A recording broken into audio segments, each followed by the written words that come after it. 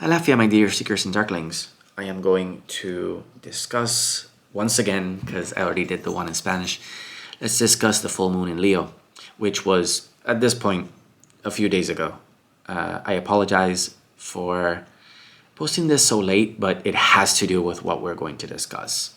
So you see, the way that this manifested for me, the moon and the sun always form oppositions when there's a full moon, right? That's the concept of a full moon, astrologically speaking. But you see, this full moon in particular was a T-square, and the focal point, the planet in charge of mediating the tension between the opposition of the sun and the moon, in the case of this one, was actually Jupiter in Taurus. Now, we had equal parts, right? An ability to shine in groups, as part of groups, not as sometimes as individuals that stand away from, stand apart, that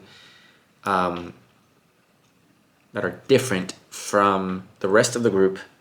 But more often than not, Aquarius points to, for example, gaining things because you are part of a group and not because you're some random isolated individual, right? So we had that on the one hand, and whatever service or whatever, let's say, altruistic activity we might have been doing was bringing us good fortune, was bringing us positive attention, was bringing us joy, fun, helping us engage the world with courage. But on the other hand, there was this emotional craving to not be part of a group, not be part of a collective, or not serve the collective quite so much as serve ourselves. There was a craving, an emotional craving for, if anything, more attention, for more games, fun, more like childlike joy, less, Aquarius used to be ruled by Saturn. So Aquarius very much comes with an air and an energy of a lot of seriousness. The polar opposite that we were feeling was an emotional desire to, or a tendency to, in home settings, right, behave with more childlike joy, with courage, with trying to express loyalty. And how much we were actually able to go in one of the two extremes of that opposition was very much mediated by our material conditions. And by material conditions, I don't just mean our financial status, I don't just mean our jobs, our material possessions, I also mean our health. And that's what I meant by what happened, and me not being able to post this video is related to what we're going to talk about, because in my case, I ended up spending, especially the day before that and that day, basically locked at home because I was sick. The state of my body dictated how much I could go in the direction of altruism, groups of people or whatever, and staying away from people was an act of altruism in this context. Versus, on the other hand, if I'm going to be shining in public or having fun or expressing loyalty or whatever, more likely than not doing it at home. I dedicated my time being sick, besides, resting, eating, making sure I got lots of fluids, I spent it cleaning and taking care of spaces for my people, spiritual spaces for my ancestors and my spirit guides. So that's how it manifested for me. For many of you, it might have manifested similarly, but let's talk about the other ways this could have played out, right?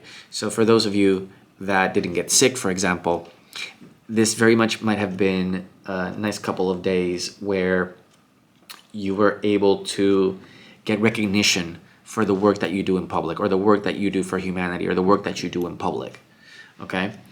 And not just recognition like, oh, that was nice, and like a pat in the back. No, I mean, by recognition, I mean you might have gotten yourself a bonus, you might have gotten yourself some sort of material reward, okay? in my case, the only reward I could get out of this was precisely the recovery and improvement of my health and my home conditions. But in your case, it might have been money, or it might have been a gift, a physical gift, a new material possession. This was expected to also be a couple of days in which we learned more about our values or went deeper in developing new values, okay? Centered around things like stability, good health, making good use of your material possessions, taking care of the things that you have, rather than what you crave or what you need or what you don't have instead, right? And if we're going to discuss, the other aspects, the other transits that are still going to basically be unfolding, because,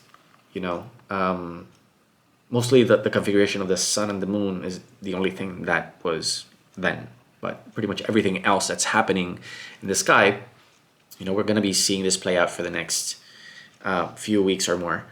One thing that was upcoming, that actually happened yesterday, as of the day that I'm recording this Sunday the 28th. This process finished Saturday the 27th. Saturday the 27th, Uranus finally went direct, making all the planets in our solar system, finally be in direct motion right now.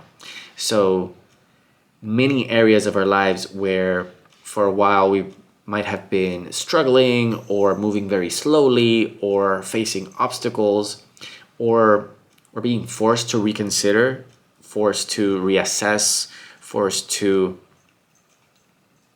I want to say reconsider, reassess, repeat even. We're finally going to either be getting the result that we already worked for. That's one thing that you can expect to happen in the coming weeks, and especially in the coming month. Another is that we're finally going to be able to put a lot of things that we were thinking about or reconsidering or reconfiguring, we're finally going to be able to put them into practice, actually apply them, manifest them into the material world, into the outside world. And a few things are going to repeat themselves for like a third time. But whatever repeats itself for a third time should be very easy at this point, because you've already done it twice. Okay? First time you might have done it one way. When you were forced to do it again, but backwards, you might have realized a lot of the errors of your ways in how you did it the first time, and then do a little better and learn a lot more from the second time you had to do it. Now this third time, you should be approaching it with mastery. Like, fool me once, shame on you, fool me twice, shame on me. You get to the third, you should already know exactly what to do, what the stakes are, what the rules are, how you're supposed to respond, right? And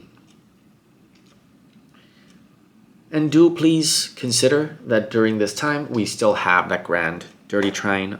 For the most part, our actions, our conscious thinking, our communication, short-term travel, long-term travel, long-distance travel, long-term learning. Wait, let me make sure that I am considering. Yes, no. Our use of the technology, whatever, all these things are working together at once as a unit. These things are happening together. So, for example, we're trying to communicate and assert ourselves in the world in a way that's more professional, that's more responsible, that's maybe more traditional, that's more professionally ethical and practical, right? Thrifty. We should also be seeing that our internet persona is reflecting this, that if we're having surprises or we're doing things for the world, we're doing them within those parameters that we've been setting for ourselves. And I will remind you one more time, because Lilith and Virgo is involved. We should have gotten the hang at this point of when something goes wrong and it seems to be that someone else is in the way or someone else is not fulfilling their end of an agreement or whatever, to not fall for the trap and spend a lot of time criticizing this other person or trying to fix them or trying to fix how they do whatever it is you're upset about. Stop and think about how to improve, how to correct, how to make more efficient, however it is that you are approaching the situation.